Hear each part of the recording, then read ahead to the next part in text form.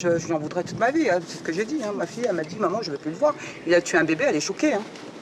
C'est ça, j'aurais préféré que ce soit lui. Hein. Que ces pauvres gens, ils étaient pour rien, les gens.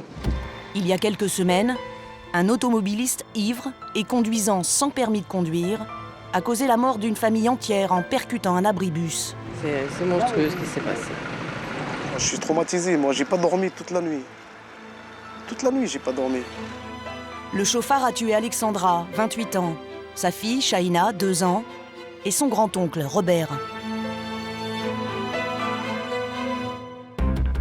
Ce soir-là, à 19h30, l'automobiliste prend le volant en état d'ébriété, emmenant même sa fille Delphine, âgée de 22 ans.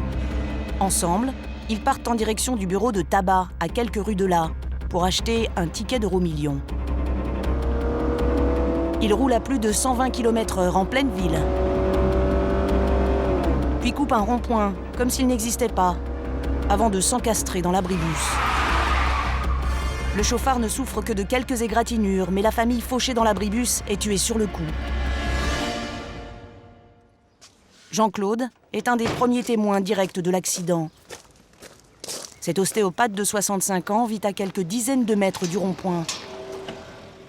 Il a été le premier à porter secours aux victimes. Et c'est là que se trouvait la voiture, avec les 3 personnes qui étaient en dessous. Il y avait des hommes qui étaient là dans le secteur, qui ont soulevé d'une façon incroyable. D'ailleurs, ils ont soulevé la voiture, ils l'ont reculée de plusieurs mètres. Jean-Claude a tout de suite tenté de réanimer Alexandra, Shaina et Robert.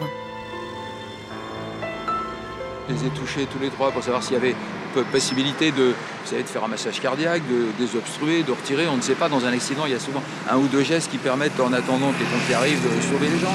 Donc j'ai essayé de faire ça. Malheureusement, les 3 étaient décédés sur l'instant. Bachir, le père de la petite Shaina, a lui survécu à l'accident. Le papa était là sur le côté, hein. Il avait été éjecté. Il était blessé, on voyait bien qu'il avait surtout les jambes, le bassin, beaucoup de sang sur le visage.